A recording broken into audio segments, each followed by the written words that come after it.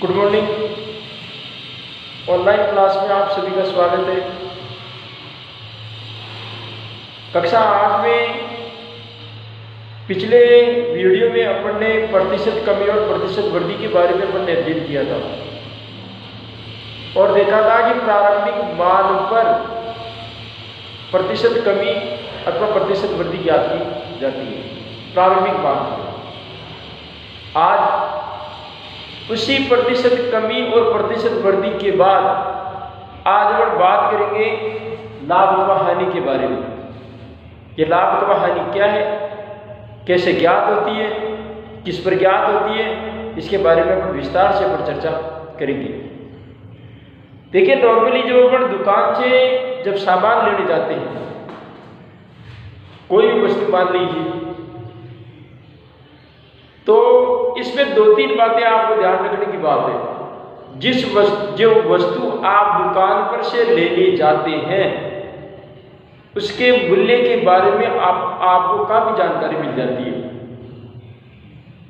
आपने वस्तु को खरीदा, खरीदने पर आपने मूल्य अदा किया।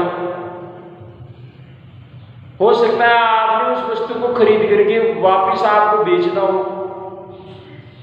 जिस मूल्य पर बेचा, जिस मूल्य पर खरीदा, खरीदने पर कभी कभार जो दुकानदार है, व्यापारी है, वो थोड़ी सी छूट भी दे देता है, अर्थात मूल्य कम करके मूल्य कम करके और फिर दे देता है। कभी कभार कोई ऑफर चल रहे होते हैं, उसमें भी वस्तु का मूल्य क्या होता है, कम हो जाता है, कटौती हो जाती है। तो इस प्रकार की आपको जो सूचनाएं हैं वो दैनिक व्यवहार के अंदर अपने को मिलती है। तो आज उस लाभ अथवा हानि के बारे में अपन कुछ शब्दावली का और कुछ इसकी जो सामान्य जो शब्द है उनके बारे में अपन परिभाषा को देखेंगे। देखिए, आपकी जो बंद पैकिंग की जो वस्तुएं आती है, बंद पैकिंग की जो वस्तुएं आती है, उन वस्तुओं पर MRP आती है। MRP मैक्सिमम रेट प्राइस, अधिकतम इस खुदरा मूल्य या अधिकतम इसका मूल्य। तो अब एक बात बताइए कि जो MRP होती है उससे ज्यादा तो उसके मूल्य को बेच नहीं सकता। तो अब सवाल ये उठता है कि ये MRP तय कैसे होती है। ये MRP वस्तु को सारी लागत वगैरह जोड़ जाड़ के और व्यापारी अपना लाभ जोड़ करके, अपना मुनाफा जोड़ करके और फिर इसका मूल्य अंकित करता है। तो इसमें अंकित मूल्य वाली बात हो जाती है। तो अपन इसकी शब्दावली को क्रमबद्ध तरीके से, इस लाभ हानि को अपन क्रमबद्ध तरीके से समझने की कोशिश करेंगे और आप अपने दिमाग को भी थोड़ा सा सक्रिय रखिए। देखिए, इसकी शब्दावली के बारे में मैं कुछ शब्द लिख रहा हूं, उस शब्दों पर फोकस करना है। एक तो होता है अंकित मूल्य। अब ये क्या होता है, ये अपने को देखना है। एक होता है क्रय मूल्य, एक होता है विक्रय मूल्य,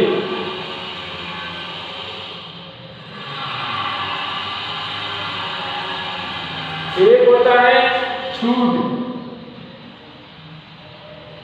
एक होता है लाभ, एक है हानि। तो इस प्रकार की आपको ये जो शब्दावली है उस शब्दावली के बारे में अपन चर्चा करेंगे और ये सारी बातों का अपन ज्ञात करेंगे। ये सूत्र नहीं है, ये खाली शब्द है। इन शब्दों को समझना है, तब जाकर के अपने को प्रश्न समझ में आएगा। तो पहली बात मैं बात करूंगा मैं अंकित मूल्य की। ये अंकित मूल्य क्या है, यह क्रय मूल्य क्या होता है, विक्रय मूल्य क्या होता है, छूट किसे कहा जाता है। छूट को रियायत भी कहते हैं,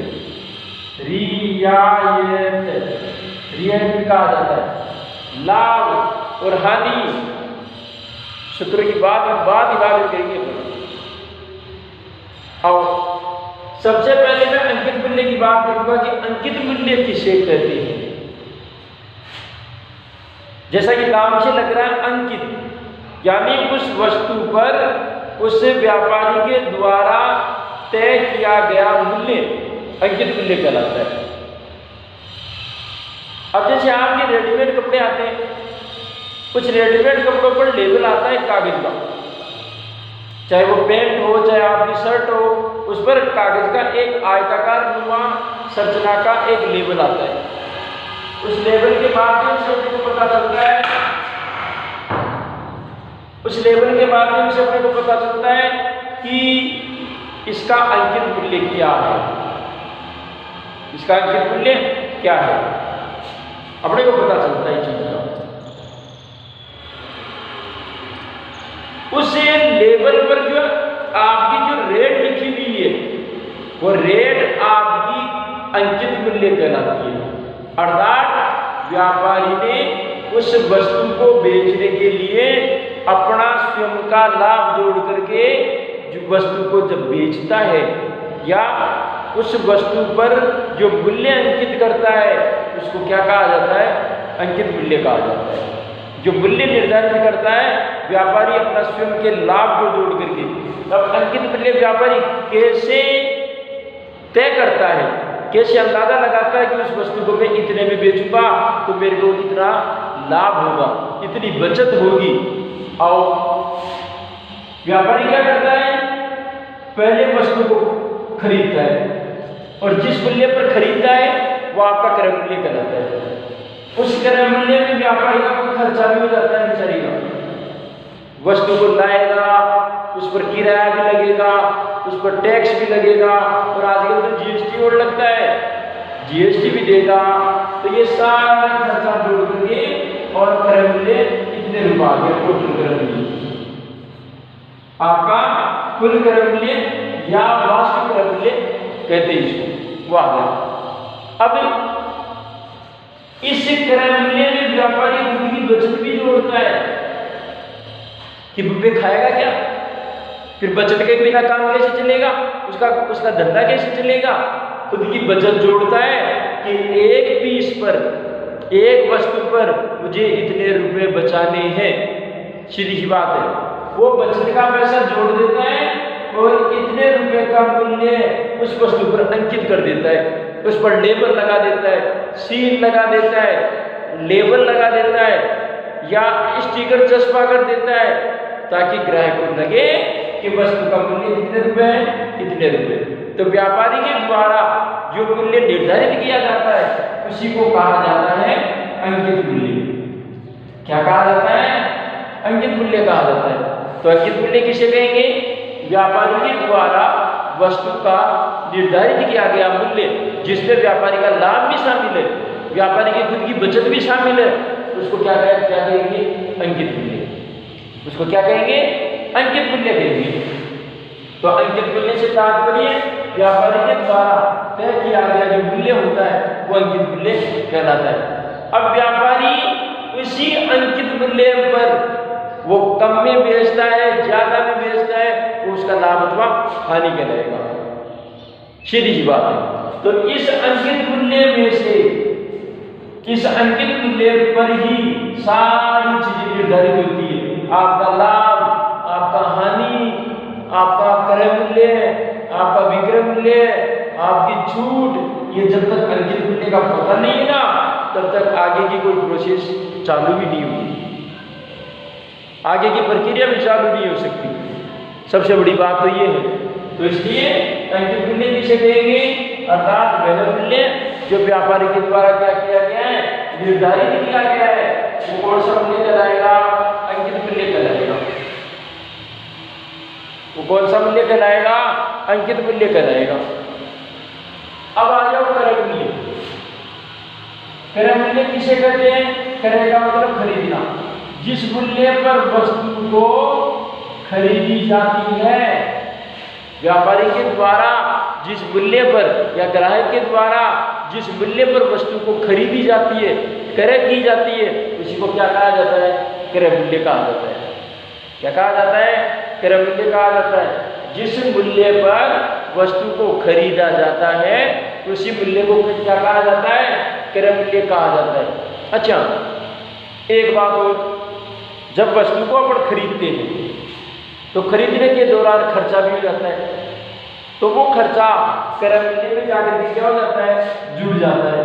तो वस्तु को खरीदने के दौरान किसी प्रकार का खर्चा, किसी प्रकार की अगर कोई टैक्स वगैरह अगर लगा है तो वो भी वस्तु की लागत में क्या हो जाता है, जुड़ जाता है, अर्थात उस क्रय मूल्य में क्या हो जाता है, जुड़ जाता है। अगर खर्चा दे रखा है और खर्चे को जोड़ा उस क्रय मूल्य में, तो उस स्थिति में उसका योग जो आएगा, उस योग को कहा जाएगा वास्तविक क्रय मूल्य।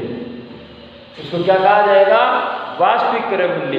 तो क्रय मूल्य में वास्तविक क्रय मूल्य में फर्क क्या है, क्रय मूल्य में तो लागत केवल उसका वस्तु का खरीदा गया मूल्य आता है, लेकिन वास्तविक क्रय मूल्य में क्रय मूल्य के अंदर अगर किसी प्रकार का खर्चा जोड़ दिया जाता है तो वो खर्चा जोड़ने पर जो मूल्य आता है वो वास्तविक क्रय मूल्य कहलाता है, वो वास्तविक क्रय मूल्य कहलाता है। अब आया विक्रय मूल्य में। विक्रय मूल्य किसे कहेंगे, वह मूल्य जिस पर वस्तु बेची जाती है, जिस मूल्य पर वस्तु बेची जाती है उसे कहा जाता है विक्रय मूल्य। अर्थात जिस मूल्य पर वस्तु क्या की जाती है, बेची जाती है, तो उसे क्या कहा जाता है, विक्रय मूल्य कहा जाता है। तो विक्रय मूल्य किसे कहेंगे, जिस मूल्य पर वस्तु क्या की जाती है, बेची जाती है, उसको क्या कहा जाता है, विक्रय मूल्य। अब देखिए यहाँ पर वस्तु निर्धारित हो गई, यहाँ वस्तु को खरीद लिया, यहाँ पर वस्तु को क्या कर दिया, बेच दिया। अब बात आती है बेचने की, लाभ अथवा हानि अथवा बचत। अब देखो, अब आती है छूट। छूट कभी कभार आपने देखे होंगे किसी त्योहार पर या किसी अन्य कोई पर्व पर कई कई वस्तुओं पर छूट ऑफर चलते हैं। छूट के इतने रुपए की वस्तु को लोगे इतनी तारीख तक, तो उसके मूल्य में आपको 50% की छूट मिलेगी, अर्थात आपको पैसे आधे ही देने पड़ेंगे। कोई वस्तु आती है जिस पर पैसा 30% कम देना पड़ेगा, तो उसके मूल्य में कितना परसेंट कम हो जाता है, 30% कम हो जाता है। किसका, जो वस्तु पर जो मूल्य अंकित कर रखा था उसका, तो उसका आपको 30% मूल्य कम हो जाता है। वो तो ऑफर पर निर्भर करता है, सवाल के अंदर जो आपको मिलेगा उस पर निर्भर करेगा। अगर अंकित मूल्य में से अगर कुछ राशि की रियायत देकर के, अच्छा एक बात और, अपने कोई भी ग्राहक होता है उसको सस्ती चीज खरीदना पसंद करता है, सस्ती चीज पसंद करता है। अब सस्ती के चक्कर में बिक्री बढ़ाने का या माल को बेचने का यह भी एक तरीका है। व्यापारी क्या करता है, कच्चा माल खरीद लिया, खरीद करके अपना खर्चा जोड़ लिया, खर्चा जोड़ करके अपना लाभ जोड़ लिया, अपनी बचत जोड़ ली और मूल्य अंकित कर दिया कि बोले साहब इतने रुपए की वस्तु है। अब व्यापारी उसको जल्दी बेचने के उद्देश्य से इस अंकित मूल्य में से कुछ पैसा कम कर देता है और कम करके और फिर वस्तु को क्या करता है, बेच देता है, विक्रय करता है। अब आप दिमाग लगाने की बात यह है कि अंकित मूल्य और विक्रय मूल्य का जो अंतर कहलाएगा वो अंतर क्या कहलाएगा, आपका छूट कहलाएगी। क्या कहलाएगी, छूट कहलाएगी। तो इसका मतलब क्या हुआ कि अंकित मूल्य पर छूट दी जाती है। इसका मतलब क्या हुआ कि अंकित मूल्य पर छूट दी जाती है, तो अंकित मूल्य के हिसाब से आपको छूट दे देनी है। आई बात समझ में? अच्छा, तो छूट हमेशा अंकित मूल्य पर लगेगी, चाहे वो प्रतिशत हो चाहे कुछ भी हो। अंकित छूट देगा तो अंकित मूल्य में से देगा, छूट देगा तो अंकित मूल्य में से देगा हमेशा। ये बात आपको ध्यान रखनी है, सबसे बड़ी बात। छूट हमेशा अंकित मूल्य पर ही दी जाती है, इस अंकित मूल्य पर। अब आ जाओ लाभ। सीधी सी बात है। कम में खरीदा, ज्यादा में बेच दिया तो लाभ कहलाएगा। कम में खरीदा और उससे भी कम में बेच दिया तो फिर क्या कहलाएगी? हानि कहलाएगी। तो क्रय मूल्य और विक्रय मूल्य का जो अंतर होगा वो अंतर लाभ अथवा हानि कहलाएगा। तो क्रय मूल्य का और विक्रय मूल्य का जो अंतर होगा वो अंतर ही क्या कहलाएगा? आपका लाभ अथवा हानि। अब वो तो क्रय मूल्य और विक्रय मूल्य का जो मूल्य है उस मूल्य से पता चल जाएगा कि क्रय मूल्य ज्यादा है या विक्रय मूल्य। सीधी सी बात है। अगर कम में खरीदार ज्यादा में बेच दिया, जाहिर सी बात है लाभ होगा। और ज्यादा में खरीदा और कम में बेच दिया वो तो अंतर की राशि पता चल जाएगा कि क्रय मूल्य और विक्रय मूल्य का जो अंतर होगा उस अंतर से पता चल जाएगा कि लाभ होगा या हानि होगी। सीधी सी बात है। तो अपने को क्या करना है? एक बात ध्यान रखनी है। क्या अंकित मूल्य किसे कहेंगे? क्रय मूल्य किसे कहेंगे? विक्रय मूल्य किसे कहेंगे? छूट का मतलब क्या होता है? लाभ क्या है और यह हानि क्या है? ये शब्दावली जब तक अपने को ध्यान में नहीं है तब तक ये सवाल संभव नहीं है इस प्रश्नावली के। तो हमेशा ध्यान रखें, आपका लाभ अथवा हानि, आपका छूट, क्रय मूल्य, विक्रय मूल्य और अंकित मूल्य, ये 6 बिंदु हैं। ये 6 बिंदुओं के बारे में अपने को अध्ययन करना है।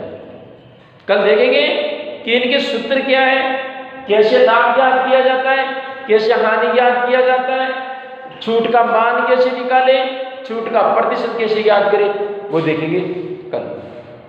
आज के लिए इतना ही। बहुत बहुत धन्यवाद।